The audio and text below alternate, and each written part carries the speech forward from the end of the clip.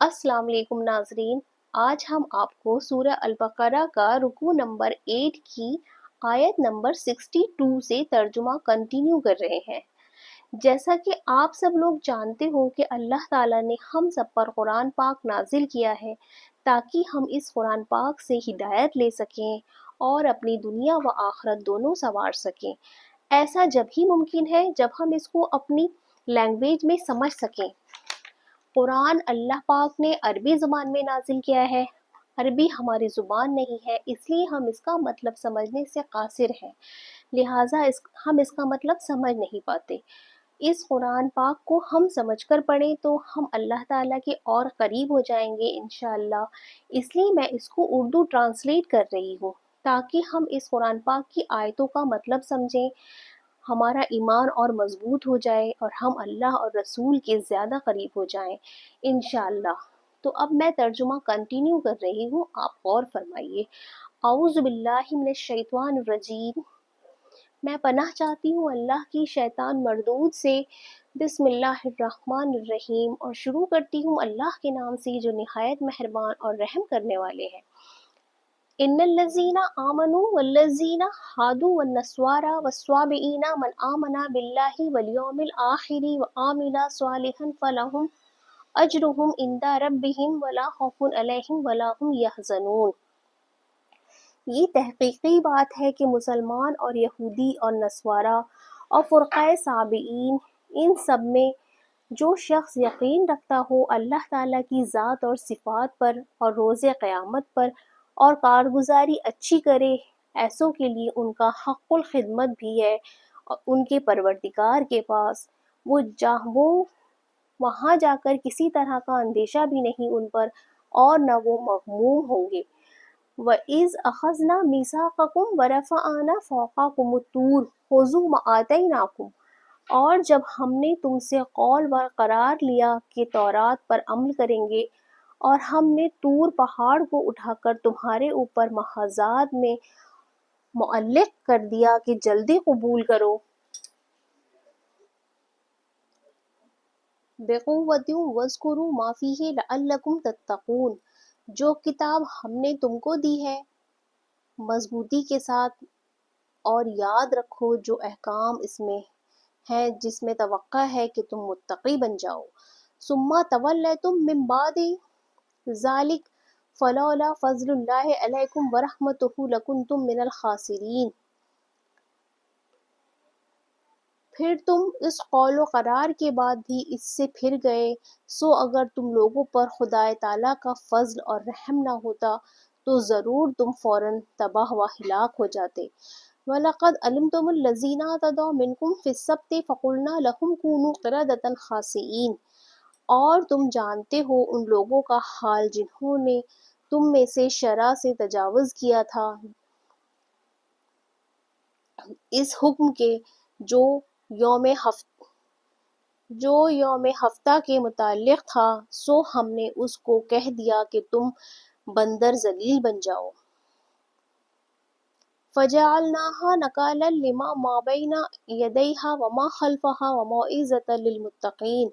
फिर हमने उसको एक वाक़या इबरत अंगेज़ बना दिया उन लोगों के लिए भी जो इस कौम के मुआसिर थे और उन लोगों के लिए भी जो ज़माना में आते थे, जो मलबाद ज़माने में आते रहे, और मौजब नसीहत डराने वालों के लिए। वइज़ क़ाला मूसा लिक़ौमिही इन्नल्लाहा यअमुरुकुम अन तज़्बहू बक़रा। और वो ज़माना करो जब मूसा अलैहिस्सलाम ने अपने कौम से फरमाया कि हक़ ताला तुमको हुक्म देते हैं कि तुम एक बैल ज़िबा करो। क़ालू अतत्तख़िज़ुना हुज़ुवा। वो लोग कहने लगे कि आप हमको मसखरा बनाते हो। क़ाला अऊज़ु बिल्लाहि अन अकूना मिनल जाहिलीन। मूसा अलैहिस्सलाम ने फरमाया, नाऊज़ु बिल्लाह, जो मैं ऐसे जहालत वालों का सा काम करूं। क़ालुदउ लना रब्बका युबय्यिन लना मा हिया। वो लोग कहने लगे कि आप दरख्वास्त कीजिए अपने रब से कि हमसे बयान कर दें कि इस बैल के औसाफ क्या हैं। आपने फरमाया कि वो फरमाते हैं, قال إنه يقول إنها بقرة لا فارض ولا بكر عوان بين ذلك فافعلوا ما تؤمرون، کہ وہ ایسا بیل ہو کہ نہ بالکل بوڑھا ہو نہ بہت بچہ ہو بلکہ پٹھا ہو دونوں عمروں کے وسط میں، سو اب زیادہ حجت مت کیجیے بلکہ کر ڈالو جو کچھ تم کو حکم ملا ہے۔ قالوا ادع لنا ربک یبین لنا ما لونها قال انه یقول انها بقرة صفراء فاقع لونها تسر الناظرین، کہنے لگے کہ اچھا یہ بھی درخواست کر دیجئے ہمارے لیے اپنے رب سے کہ ہم سے یہ بھی بیان کر دیں کہ اس کا رنگ کیسا ہو۔ آپ نے فرمایا کہ حق تعالیٰ یہ فرماتے ہیں کہ وہ ایک زرد رنگ کا بیل ہو جس کا رنگ تیز زرد ہو کہ ناظرین کو فرحت بخش ہو۔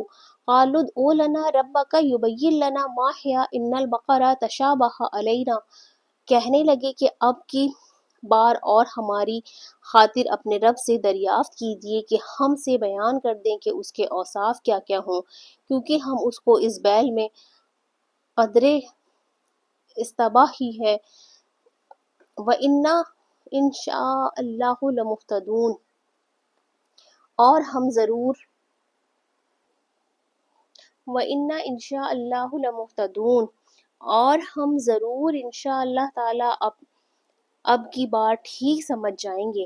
قال انه يقول انها بقرة لا ذلول تثير الارض ولا تسقي الحرث مسلمة لا شية فيها قالوا الآن جئت بالحق فذبحوها وما كادوا يفعلون۔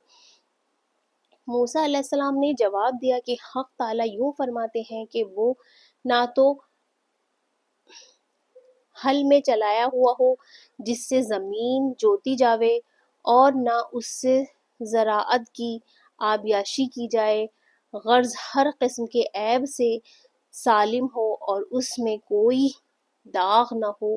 یہ سن کر کہنے لگے کہ اب آپ نے پوری بات فرمائی، پھر اس کو ذبح کیا اور ان کی حجتوں سے بظاہر کرتے ہوئے معلوم ہوتے تھے۔ ناظرین آج کے لیے بس اتنا ہی، نیکسٹ پارٹ میں ہم کنٹینیو کریں گے اس کے آگے انشاءاللہ۔ ناظرین آپ میری ویڈیوز کو پلیز میرے چینل کو سبسکرائب کیجیے اور میری ویڈیوز کو شیئر کیجیے تاکہ میں اپنے قرآن کو چاروں طرف لوگوں کو اپنی زبان میں عام کر سکوں۔ ملتے ہیں نیکسٹ ویڈیو میں، تب تک کے لیے اللہ حافظ۔